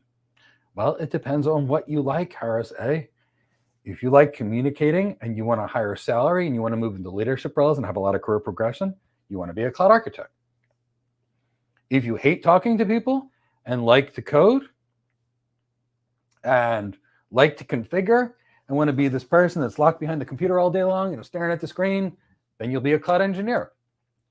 If you really hate talking to people and you don't want to be seen and you want to live in a room that's called a NOC, where there's like a monitors all over the wall and all you do all day long is try and look whether something's red and green. And if it turns red, you go secure SSH into it and fix it, then you like sysops. And if you're a great software engineer, meaning a great one first, and you've got great coding skills, development skills, and you want to automate software release cycles, then DevOps is an excellent career. So I would say the two best careers are DevOps engineering and cloud architect. Cloud architecture can easily pay double DevOps engineering, easily. Triple if you've got good business acumen, communication skills, executive presence. So I would say the two of these careers that I actually like are the DevOps engineer and the cloud architect. I try and stay away from sysops as much as possible because it has the lowest pay and it's the hardest work. So I try to avoid people for that. But some people just like being locked in a room. Some people don't like to talk. Some people just like staring at computer screens. And for those people, sysops is a great job, but it's not me. So hope I answered. For people that are looking for the most career progression, the highest salaries, the brightest futures, architecture. Next best job, DevOps engineer. Next best job, cloud engineer. Next best job, well, I'd probably recommend some other things like network architect, network engineer long before sysops. But if you like maintenance and just then it's a good role. So there are the answers that I would give you. But if you give me more about what you like, Harris, I can give you much deeper answers. Chad Varma, I think you should take the full course. I priced this course to be affordable, to be basically a single day's pay for the average cloud architect. I did it for a reason. I want everybody to be successful at the lowest cost possible. Not everybody can afford good training. A good training course, for the Certified Solution Architect Associates, $5,000 from Global Knowledge, $5,000 for the professional or close to it. Another $5,000 for emotional intelligence, another $3,000 for executive presentation skills, another $2,000 for CXO relevancy systems. All these kinds of things. So, I bundle it in something people can afford. How you get it, where you get it, I don't know. It does not even matter to me. I just want you to get it. So whether you get it with us or others, I just need you to know. I just try to do it in a price that makes sense because I grew up poor. I know lots of people don't have financial resources and I want to change lives. And every day one of my students sends me a message that they got hired as a cloud architect, and there's no better feeling in the world. So we do what we do. So Chris, if you want to bring up the next one. Omar369, how do I see the future of the cloud as long-term? Well, Omar369, here's what I think. Right now, we are in the infancy stages of the cloud. The first cloud that I worked with was Frame Relay back in 1998. The next cloud I worked with was ATM back around 1999. In 2001, I worked on the VPLS cloud. And when there was the BGP VPN, the RFC 2547 VPN around 2001, 2002. Then I worked with Interdomain Multicast, which was another form of a cloud. Then it was the cloud, which was the hosted network in the data center. So it's all been the cloud, and it always has been for 30 years. Now, here's the thing. The cloud is right now a network in a data center that's been virtualized. That's it. And right now, the cloud is a low performance, low security network in a data center. It's not as good as the data center. An organization can build a much higher performance cloud of their own than they can buy an external cloud. But why aren't they? Guess what? If I need to buy a server, traditionally, I got to call Dell or Lenovo, IBM, HP Enterprise. They got to build it for me. That could take me 6 weeks to get it. Shows up, comes, got to open the box, got to have a junior person rack it, screw it in the rack, cable it up, install the operating system, all that. I need a lot of people. These are all the jobs that fresher roles used to take. Now on the cloud, click 3 buttons on the management console and I've got a server. That's 6 months to 3 seconds. To 30 seconds, I want you to think about that. That agility is amazing. Just that level of agility does the following. It enables businesses to grow. It enables businesses to scale. It enables business to buy exactly what they need at the second they need them instead of planning ahead. That equals a lot of cost savings. Additionally, normally, let's say I'm building the systems, a web application for a global retailer. Let's say on Christmas, they need 500 gigs of network bandwidth coming in. Do you know what I'm doing all year long in this environment? I have 500 gigs of internet bandwidth that I'm paying for. And I probably have 500 servers with 128 cores and 4 terabytes DRAM. On the cloud, I don't need to pay for that 0.5 terabyte internet connectivity because I can just use whatever I need to on the cloud. Always there, grows as I need. Guess what I also can do on the cloud? I can add a server in a second. So I don't have to build from a Christmas holiday. I can build for average and then use the cloud's functionality, the auto scaling to add capacity as needed. So really the cloud enables you to do things better, faster, and cheaper. So it's going to the cloud. Now, right now, only about 10% of the stuff is on the cloud. I figure we'll be about 50% on the cloud by 2025, 26. I think we have 15 to 20 years to migrate everything to the cloud. Cloud's not new. We've been all in the cloud for 30 years. It's just a different cloud. So everything has been going the cloud trends for the last 50 years, approximately. The internet was a cloud, then it was frame relay, then ATM, then VPLS, then 2547, the cloud, a cloud. So it's all going to the cloud. Now, what I think you'll see, and I know you're going to see, is there's no such thing as a single cloud anymore. That was started out, it was, AWS the leader, everybody was AWS. And then Nutanix came with a beautiful hybrid cloud. And then IBM, OpenStack, Ansible came up with it. Red Hat came up with a beautiful cloud, a bunch of the same thing. Then you've got Azure, which has got a good cloud. You've got AWS, the good cloud. You go to GCP with a good cloud. But what does Google specialize in? What's their name? They are a search engine company. And they make algorithms. And their search is so good that their machine learning capabilities are probably the best in the world from running the #1 and #2 search engine, Google and YouTube. So because of that, people will use that cloud for AI purposes. So it's a matter of choosing the best cloud for the service. You don't only, if you're a chef, you don't just go to a single supermarket. You go to the fish market, the vegetable market. You go to everybody to get the best thing. That's what the cloud environment. So it's all going to the cloud. Multi-cloud, hybrid clouds everywhere. But I also think that we're going to be adding more and more services in the cloud. And at some point when we have greater faith in the cloud providers, we're also going to be using cloud native. Now, right now, the cloud providers want everybody to be cloud native, and every customer said, no way. If I go lift and shift, I can get on and off the cloud easily. If I go cloud native, which is great, I can.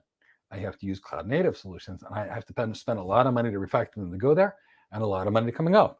Now, that does not mean I'm against cloud native, but right now, it's all lift and shift. So I think many more things are going to go cloud native in the future as well. So based upon my 20-some years of predicting technology, working in Cisco, our team was kind of the futurist that would advise the senior management. I ran a business council of chief executives, CIOs, and CTOs for many years, where they would tell me at Cisco exactly what they want. And these are the things that we want: agility, vendor neutrality, open standards, and everything's going to the cloud. Hope I answered your question. Chris, if you want to bring up the next question. Harris-A, thank you so much for the recommendation. That really helped with what I'm thinking about. Wonderful, Harris-A. That's exactly why we do these, to be able to answer your questions. See, here's the thing. An average cloud architect earns $600 a day. If we can get you there by giving you guidance 6 months earlier, we help bring $75,000+ to your family. And that means a lot from a conversation. So you know what? That's why we do this. I want to give you all the skills to be great in your career. Chris, if you'd like to bring in the next question, please, or comment or whatever. Chat Varma, you mentioned Sandeep Dev. Who wouldn't recommend you for AWS sysops? Thanks. Again, you're only familiar necessarily. It's great for you to be familiar with operations, chat. It's great. I just don't want you to be branded as sysops if you want to be an architect. Knowledge is always good. I recommend Sandeep Das for DevOps. I don't recommend you taking a course for sysops, chat farm, at all. I definitely don't recommend you taking a course in sysops. Now, if you did, and it was for certification, I'd recommend Andrew Brown. I found that Andrew Brown's free training is far better than everybody else's paid training for certification. We're not really in the certification business. We are in the getting people cloud hired business. Certification is one of the many tools. But I have to say that I'm very impressed with Andrew Brown's work. I compare Andrew Brown's to what all the paid certification training classes are, and it's not even a comparison. Andrew Brown is free, is so much better than those other providers that I've seen for certification. But I strongly don't recommend you getting sysops certified if you want to be a cloud architect. It will hurt your career in so many ways. But it's good to learn. And again, Sandeep Dev is a fantastic DevOps contact. Killian Windeman, do you have to know all the AWS services before writing the certification? Well, Killian, here's the thing about the certification. What is the name of the service and how they configure it? What is the name of the service and how they configure it? So you pretty much need to know what the services are and what they do. Now, in real life and design, well, it's different. In real life, you say, I need a virtual machine. And then a cloud architect goes to the store. I have a cheat sheet. All my students go, okay, I need virtual machine. AWS, EC2, Azure Virtual Machine, Google Compute Azure. Same thing. No SQL database, Apache Cassandra, QSpaces. No SQL, Cloud Bigtable on Google. DynamoDB, it doesn't matter. It's all MongoDB, it's all a NoSQL database. So, Kaylin, I want you to think the certification is real easy. The name of the service and how to configure it. I want people to realize that architecture, it's not the name of the service. It's, I need a cement wall. Now you just go to the cloud provider to buy the cement wall. It's just a cement wall. I need a server, buy one. I need a database, buy one. I need storage.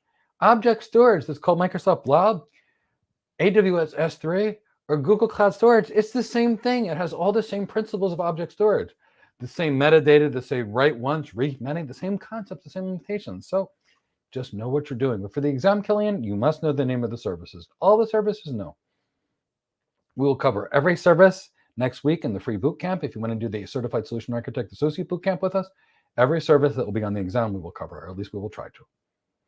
But we will place a bigger emphasis on what you actually need to know to be an architect. And that is that class starts tomorrow at noon. Chris from my team will pop in a link. Oh wait, you didn't have to. See the top where it says text Cloud Hard to 22828 to register. We will be sending an email to everybody on our mailing list tomorrow morning with a link to the 12 p.m. Eastern, 5 p.m. UK time, 9 a.m. Pacific, AWS Certified Solution Architect Bootcamp, and it's going to be fun because you'll be able to ask questions, do interactive labs the whole time. And you can find it on our YouTube channel right now. Dean, you feel like a lot of people are afraid of being a cloud architect because of the sales. If you know, okay, so this is a great question. Now, when you're an architect, you're not exactly a commissioned sales rep like a sales rep. So if a sales rep's got a $80 million quota, they send $10 million, they get fired at the end of the year. Not you as the cloud architect. You're not directly responsible for sales, but you will be doing sales every day. So as architects, you're going to be one of two plans. And I've been on both. You'll be on a sales plan, which basically means you're a cloud architect. And because you're a cloud architect, you're going to work in a region. So they used to have these jobs called systems engineers or pre-sales engineers or technical solutions architect that would work for a company. They'd meet with a customer, ask a bunch of questions, design a solution, and sell it with the account manager or sales rep. Same thing here. But in this particular case, you got a bigger role. So you might be working with multiple sales reps. They may have a cloud engineer, a pre-sales engineer, and a sales rep, and you may be overlay support where you're helping people. If you don't sell as an architect, you don't get fired because your job is there to support the sales teams, not be the sales teams. But if you can help sell a lot, you will get paid a lot more. And then, I mean, we're not talking a little more, we're talking about a lot more. So the better your skill skills, the better. But If you can't sell, you won't be able to get a cloud architect job because you're going to have to be customer facing. So we're not talking about sleazy sales, like you buy this, I'll give you a special price. We're talking about being able to show a customer that, okay, here's your business problem that you're describing. You told me this business problem is costing you $300 million a year. Other customers in similar situations that have adopted questions, that have adopted a technology solution have gained X% increased customer contact, X% Y, X% something, X% something. That is part of the process in sales. So no, you're not going to get fired like a sales rep, but if you're better at sales, you will earn a whole lot more. Hope I answered your question there, Dan DTM. Malad, oh my God, I haven't seen you in far too long. You heard from an AWS solution architect that whiteboarding skills is important. It is one of the most critical skills you possibly can have. And what is whiteboarding? It is design. So yes, Malad, you're going to be doing whiteboarding every single day. Literally speaking, every single day. So whiteboarding skills are critical. How do you get better at it? Well, Malad, I know you have the opportunity to come to Tuesday's class tomorrow or Friday's class. We do whiteboarding on every single session. So Malad, I would say come to Tuesday's class tomorrow morning at 9 a.m. Eastern. I know you're over there in Europe. It'll be 2 p.m. UK time, and I think you're Central European time, so 3 p.m. Please be in class tomorrow. We will do a lot of whiteboarding tomorrow, Malad, and I'd love to see you there. I know you're one of our students. I just haven't seen you in a long time. So love to help you with that. Here's what I would do, even on your own. I would basically say, okay, Mr. Customer wants to deploy a 3-tier website, and they need military-grade security. So start thinking about the kind of servers you would use, the kind of load balancers you would use. Start thinking about the internet gateways that you would use, what you would do in the security policy, starting from DDoS, starting with the firewalls, the IDS IPS system, the security group, the network ACLs, the security groups, the things you would do on the host, map it all down.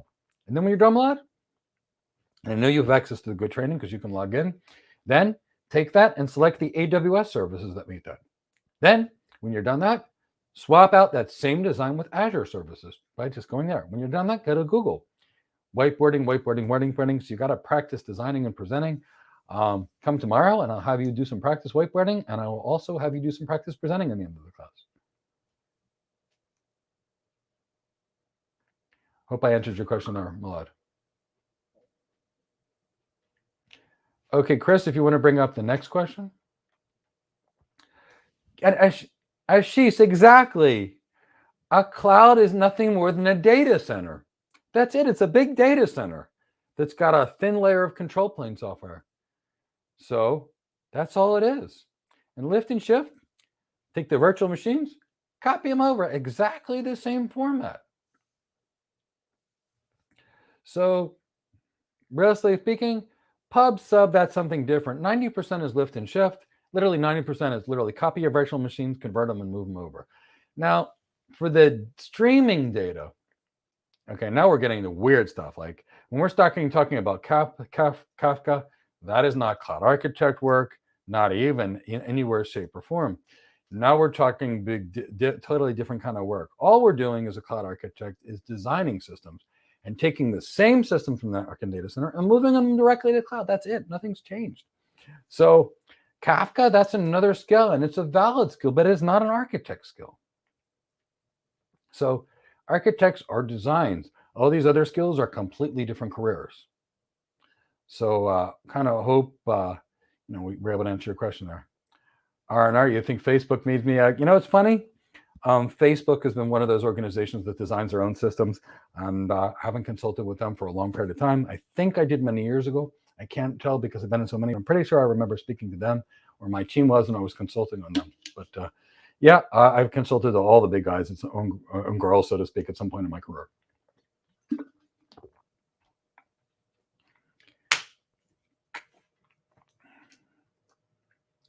Mark Barry, seems like you were working for a company trying to sell as opposed to building clouds in your own company. Well, there's both.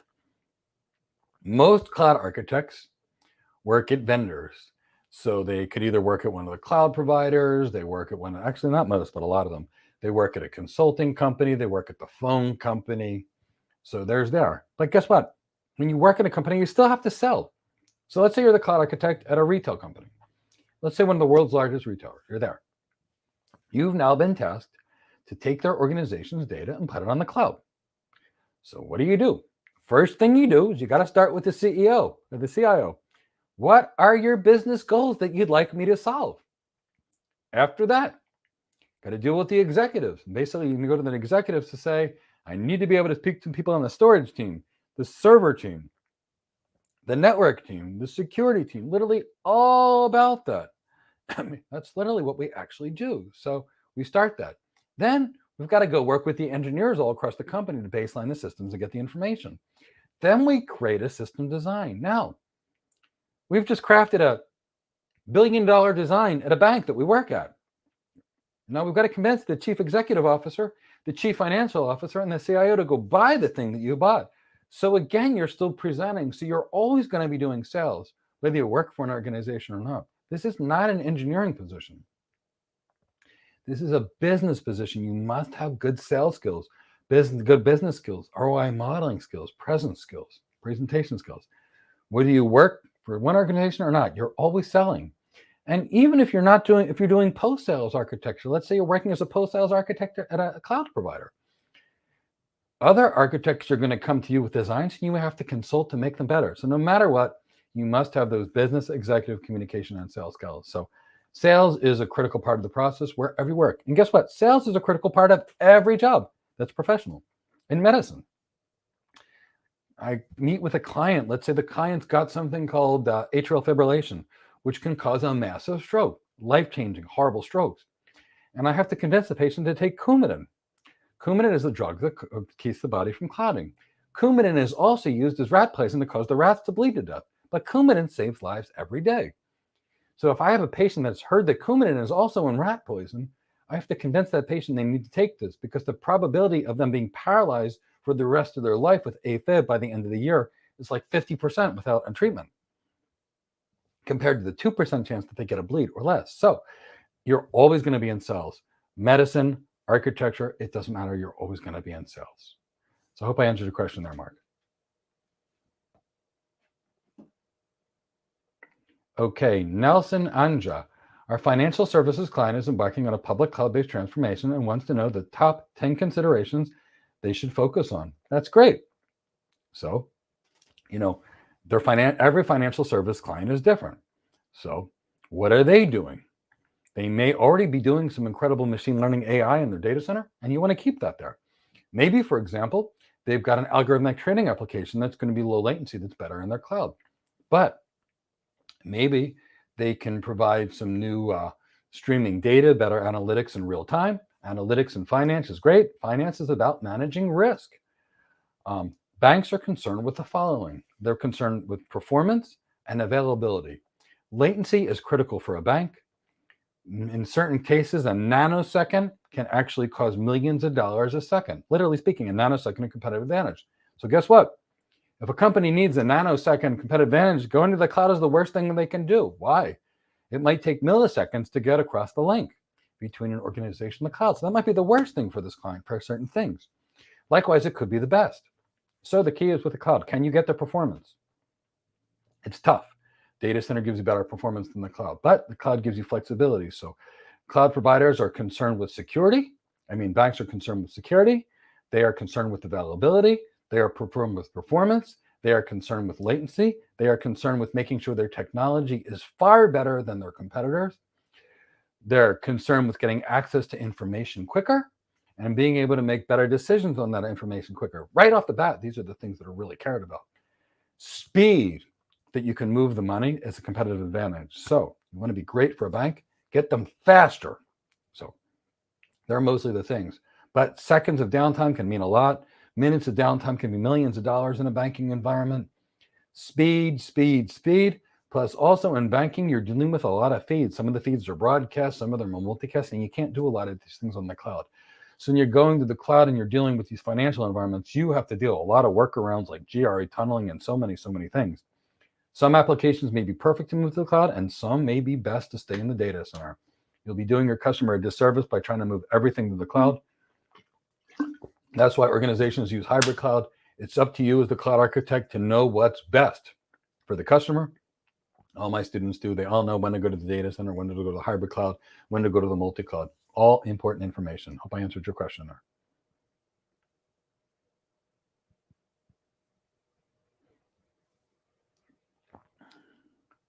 Diego, what are the differences between a cloud systems architect and a cloud solutions architect? I don't know what you mean by systems architect. Oh, I know what you mean by systems architect.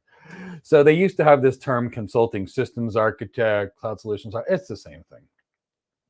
In either case, you're dealing with a person that's going to design an end-to-end system on the cloud. It used to be that most of these roles were called systems engineers and sales engineers roles. And then out of nowhere, everybody was an architect. I think it started with Subway with the sandwich architects. And then the people selling cell phones were starting to be called architects. And then you go to Home Depot and the person that gives you flooring is an architect, a solutions architect. So, the term architect, got tossed around in a lot of ways. But, when you're dealing with a true cloud architect, a true enterprise architect, or a true network architect, it's all about systems design, communication, and solving business problems with technology. So I hope I answered your question there.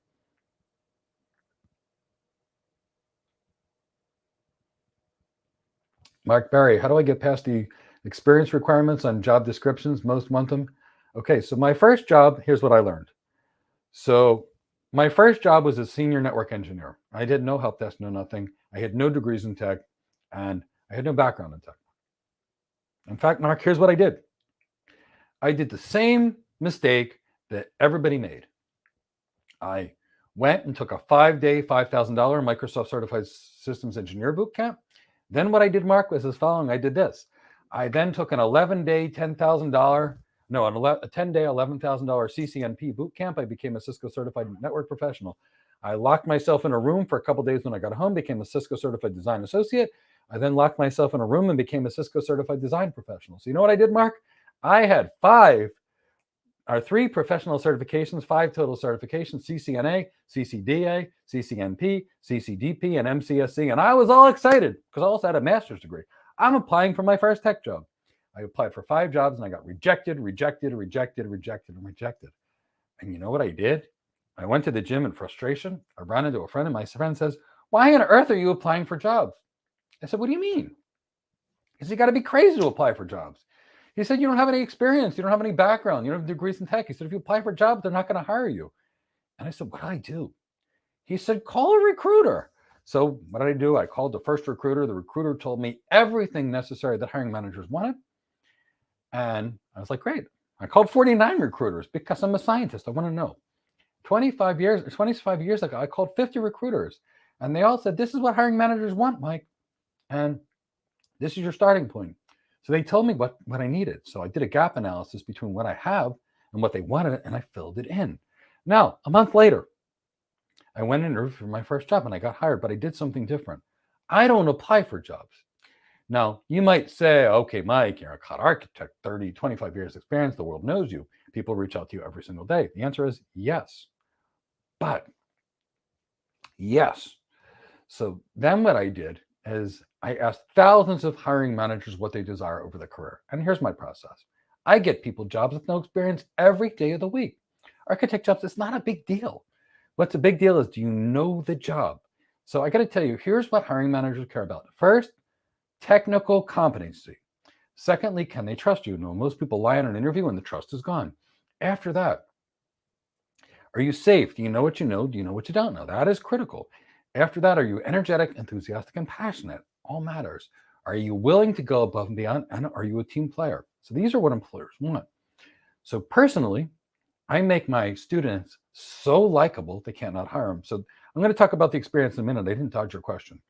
I want you to understand, when you go on an interview, 50% of your candidacy is related to your technical competency experience, and the other 50% is related to your business acumen, soft skills, executive presence, communication skills, attitude, energy, enthusiasm. So what do? We put you through what will be the equivalent of about a $20,000 communication skills training program. I've spent $250,000 on communication skills training in my life, to be better at it. Paid for itself inside of about a year between me and my company spending on it. And we're trying to get you to a 40 out of 50 out of technical competency, which makes you a shoo-in. So now let's get past this experience. We use recruiters whenever possible. On Friday, You're going to hear from one of the recruiters at IT Excel. I've worked with them for 20 years. I've got 250 recruiters on my network that we use for our students. Recruiters every day reach out to me and they say, I need some of your graduates. I give them my graduates, my students are ready. They go directly to the hiring manager. Hiring managers don't care about experience. HR cares about experience. HR writes stupid job descriptions that aren't related to your job to try and keep you from applying. Why? It takes 3,000 applicants to find somebody a job at a cable company. Do you know how many it takes at a high performance company? 5,000 applications. So here's what I want you to understand. If you go in with a recruiter, like our students, we typically use recruiters whenever we can. The recruiter calls the hiring manager and says, you should talk to this person. They're highly good at this, this, and this. You're going straight to the hiring manager. You're skipping HR. And if the hiring manager interviews them and they like you, that's work. That's how I bypass it. I don't apply for jobs. I have my students use a team of recruiters that I know to be the best in the world that calls the hiring manager and pitches you directly. Now, guess what? If the hiring manager likes you, they will hire you. If you've ever interviewed for more than 3 companies and not gotten hired, there's a problem. Either your competency is wrong, your attitude is wrong, your communication skills are wrong, you're not emotionally intelligent enough, you don't present well enough. So these are the things that employers want. So here's the process. I use an executive recruiter. Executive recruiter sends you to the hiring manager likes you. The hiring manager then calls HR and says, I'm making an offer for this person. I like them so much, I want to pay them 1.2 times the standard rate. That's their comp ratio compared to the average salary. I need them to start in 2 weeks. I need this. Now what's going to happen is as follows. You'll be asked to fill out an application after you've interviewed and after the hiring manager decided to hire you. You'll be given your offer and you'll get the job. Now, a year later, you're probably going to get promoted. And then HR is going to send you a rejection letter. You don't meet the minimum qualifications. You don't have the minimum experience. And you're going to laugh hysterically because you've already been promoted and you're there and you're going to stay there. And that happens. It's happened to me on 2 of the 5 jobs I had in my whole life. It's happened to lots of people. So we get past HR, we skip HR. Look, here's the thing with HR. HR are highly educated people. They're good professionals, but they are not tech people. Since HR are not tech people, they don't know how to judge your technical competency. So they put up all these things, 1 million experiences. So we hiring managers deal with these people with 10 years experience. They don't know. We can't hire them, so we call our recruiters anyway. So we're almost always bypassing these HRs people because we can't have a jack of all trades and a master of none. We need someone that has to do the job. Now, I want you to really understand that no experience is a euphemism for we don't like you. Now, I want to get real clear and specific on this. Executives and hiring managers are busy people, really busy. We have no time to interview people. I get 1,000 emails a day, 500 Slack messages a day, 200 to 500 text messages, and a couple hundred direct messages on LinkedIn and comments to deal with every single day. So that's my life, and I love it, but that's me. So in this, do you think I have any time to interview anybody? I don't. I don't even have time to sleep sometimes, but I definitely don't have time to interview people. Now, if you interview me, for example, and I don't do a good job, you have 2 choices. You can say, Mike, you stink, or Mike, come back when you've got some experience. So you'll see a pattern of behavior. If an organization is willing to interview you, it means they don't care about your experience. If they're willing to interview you, it's because they're willing to hire you. Now, if you do a disaster on the interview, you'll be told, come back when you have more experience. Because it's much easier to say, you have no experience, you need more experience, than I hate your attitude, you don't know anything, and this was the worst interview I've ever done. So that's what no experience means. It's a euphemism for I can't hire you for some other reason, and I don't want to tell you why. So I got my first job with no experience. I've got more people jobs with no experience than I can count. They're working at every cloud provider. I had one student, he was with me for 3 weeks, and he's over at AWS. He was a motivated guy. No tech background whatsoever. Fresh out of school. So be good, be great. Really focus on being so good that they can't know that you have no experience when you talk to them. Dial in your knowledge of the network and the data center. Dial in your knowledge of business communication. Call out from executive presence, literally all of it. So 0. Because I've had so many people that I've taken from no background. I've taken people that worked in construction. I've taken people that worked as nurses. You name it, I've done it. The tech background is meaningless to me. What matters to me is, can you learn? Are you energetic, enthusiastic, focused, and passionate? That's what a lot of hiring managers care about too, but the competency piece matters. So that's how we do it. Never a problem getting past lack of experience. Never. What matters is being great. So let's see the next question. After completing the SAP, you plan the same for the CISSP. You're definitely a lot like me who can do it in 5 days. Dan, you'd be surprised. When I was at Cisco, they brought in some CISP coaches. About 15,000 systems engineers took the CISSP exam after the class, and I think 14,950 all passed it of the 15,000, all within 2 days after the 5-day boot camp. So the answer is these exams are a lot easier than you think. But, the Certified Solution Architect Professional, you definitely have to get used to the crazy way those questions are answered. But the CISSP is a very normal exam.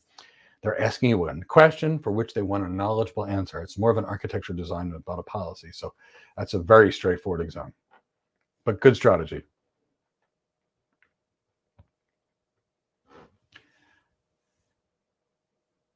Abhay Deep, hello, sir. You're new to cloud. Welcome to the cloud. Wanted to know the difference between AWS, Azure, OpenStack. From a telecom domain, what do I think is more beneficial? So Bawa, here's the thing. There is no choice. You have to know them all. So if you've got a telecom domain, I want you to think about it this way. A private line is a private line.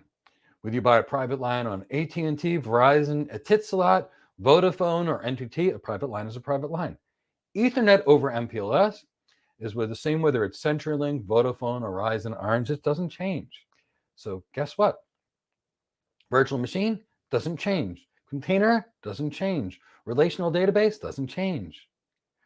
All of it's the same. Block storage, same. Object storage, same. BGP, the same. So what I would say is learn the cloud. And from there, it's all the same. Nothing, I mean, it's the same. It's kind of like if you go to Home Depot versus Lowe's in the US. If you buy Levi's versus some other bridging brand, I don't know, I don't wear jeans. If you buy a Casio watch versus a Seiko watch, it's just a watch. So learn how to read the watch. Learn how to drive a car. Don't worry about whether it's a Mercedes, a BMW, or a Honda. Learn how to drive a car. It'll be good to go in either case. So here's the difference. AWS is the first one that was there. Azure is Microsoft. OpenStack is what IBM and the Linux community put together. It's what organizations do. It is a fantastic one. Many organizations now are deploying OpenStack in their data center and connecting that with multiple clouds. That way, an organization's then at data center, which is going to have the best performance, mind you, data center, better performance in the cloud. I'm going to say this again, data center, better performance in the cloud because there's no connections to the cloud. It's closer. So, realistically speaking, learn what you desire to do, become great at what you desire to do, become a true expert in your field. And then after that, everything is going to just be silly easy. So that's exactly my recommendations for you. That's how you build expertise.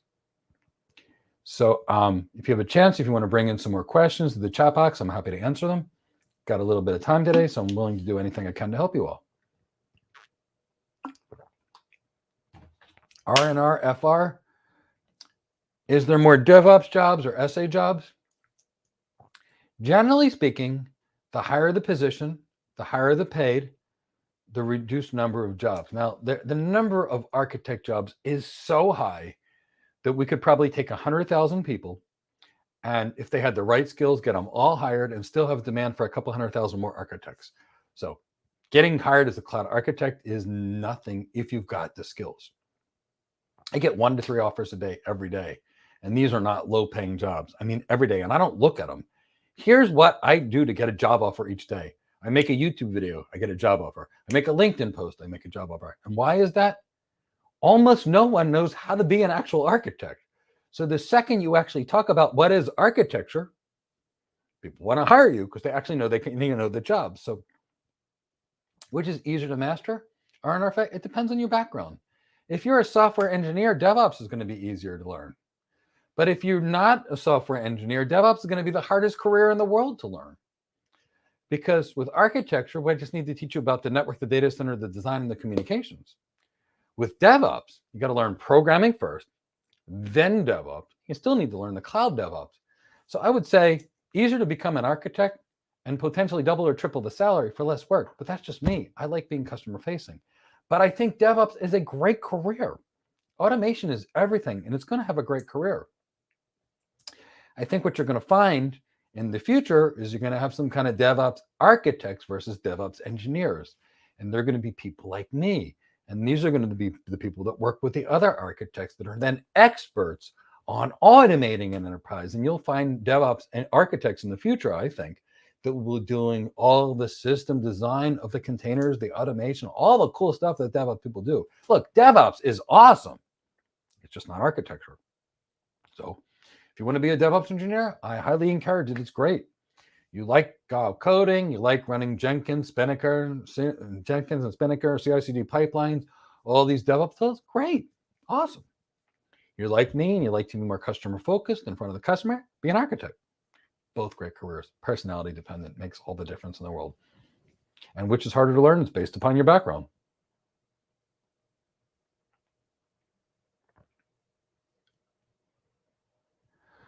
Omar369, your only worry is communication skills. You don't want to become SysOps and DevOps and require programming skills. Can I work on your communication skills and learn about it? Or choose? The answer is yes. My students get extensive communication skills training in our cloud architecture development program. I have to.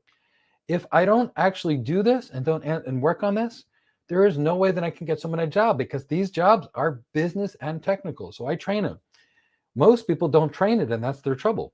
So you can work on your communication skills, and there's 2 ways to do it. Version 1, take our course. Very cost effective. You'll learn how to be a cloud architect and get the communication skills at the same time. Version 2, do the following. First thing you need to do is learn how to give presentations. There's a company called Speakeasy in California. They've got a 3-day, basically intro to presentation course called Talk So People Listen, about $2,500. That's good for the presentation skills part. Take an emotional intelligence training course if you're not with us from the Goldman Boyatis group for about $5,000. They'll teach you emotional intelligence. Take an interview preparation course or hire an interview coach for at least 3 hours of interview training, about $300 an hour. But you know what? A good interview can raise your salary $20,000 to $50,000. And guess what? It can get you hired versus not hired. So go invest in that. We teach it, but if you're not with us, go do it. Business writing skill. You must learn how to write like a professional. If you're not with us, find an MBA program, and inside of that MBA program, take one course you're not matriculated on executive writing skills. You know what? If you're with us, great. If you're not with us, do the same thing to learn ROI modeling from an MBA program. So really what it's about is as follows. It's about building all those skills. Don't let communication skills hold you back. Train them. It's kind of like a soldier. I'm not strong enough for the job. Then train, exercise, get fit. Train to be exactly what you want to be. Focus your time, your effort, your love, your passion, and everything into extreme excellence, and you will achieve every goal you've ever desired. That's my advice for you. Chris, is there any others? From Abby Deep, thanks, sir. If you can let us know how to start with cloud learning, or do you teach a learning program?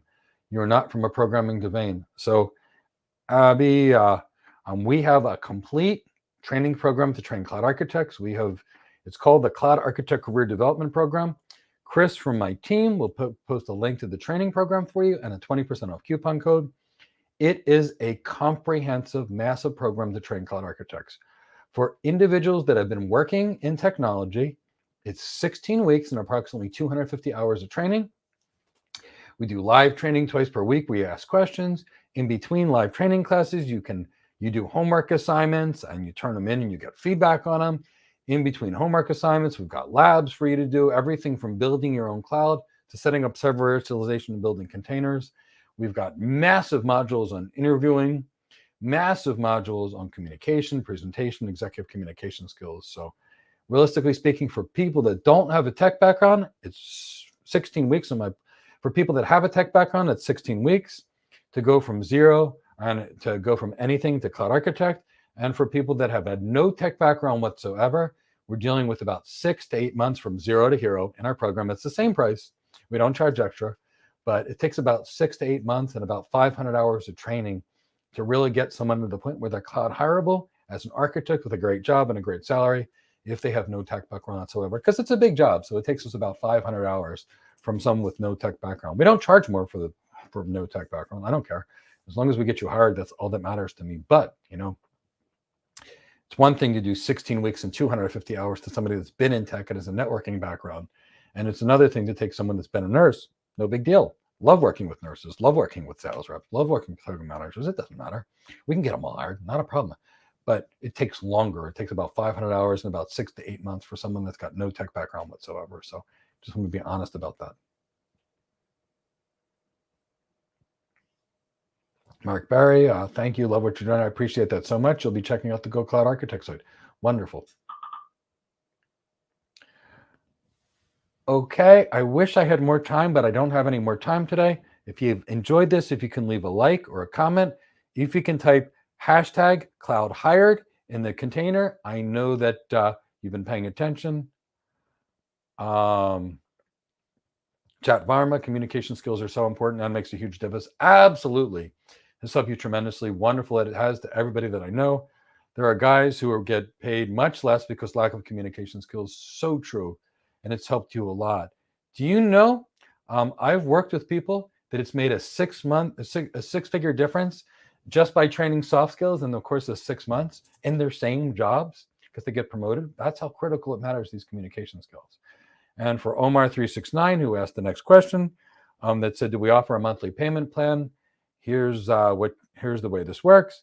Organizations, the people that desire can go to our Cloud Architect Career Development Program, and there's a window where it says $9.99. They can click inside that window and select 3 times $350, and they can actually split it as a monthly payment. Absolutely, up to 3 payments.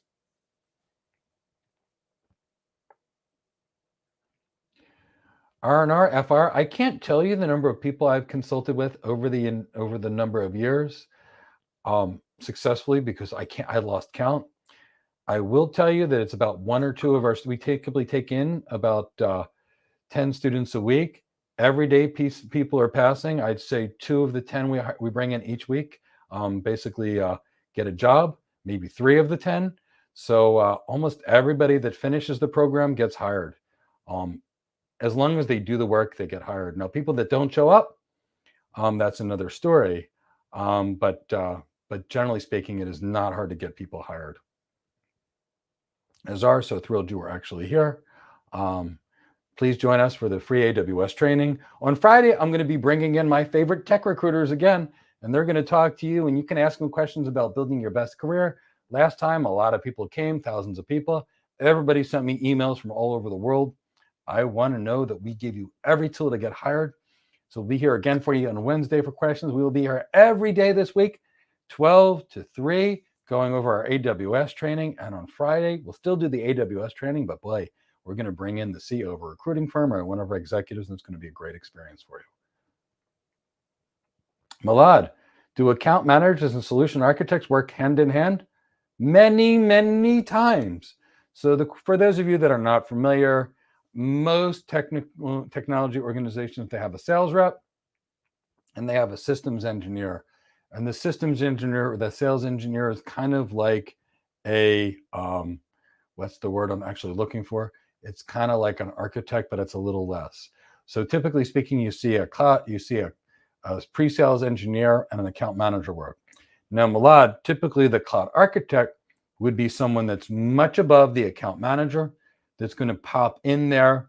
I mean, much above the systems engineer that's going to go in there as an overlay, go in there as an industry expert. So they will definitely work with the account manager. They can also work with the account manager and the engineer on the team.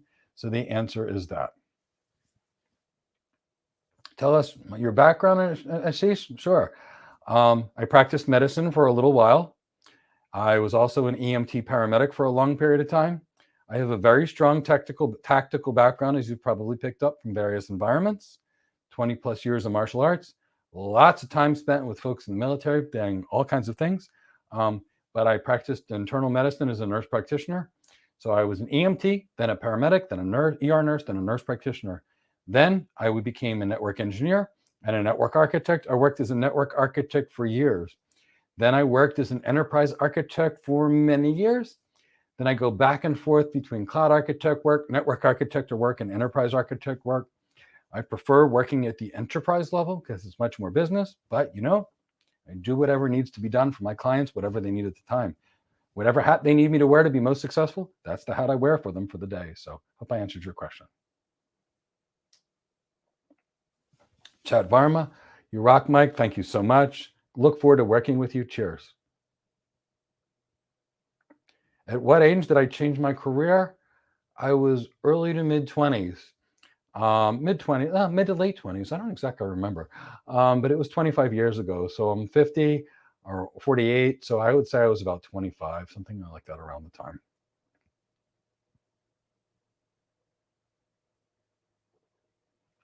Okay, everyone, we will be here tomorrow for you from 12 to 3 p.m.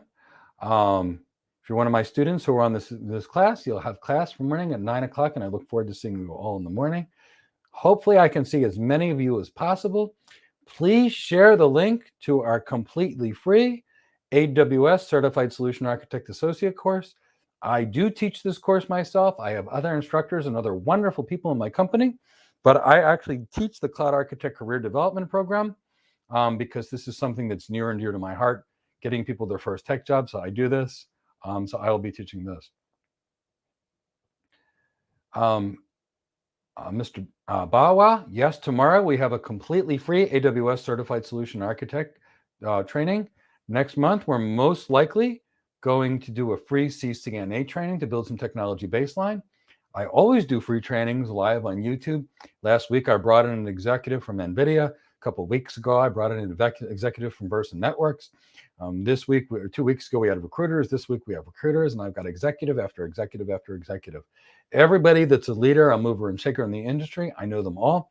So I try and bring in as many of them as possible to give you guys the best training ever.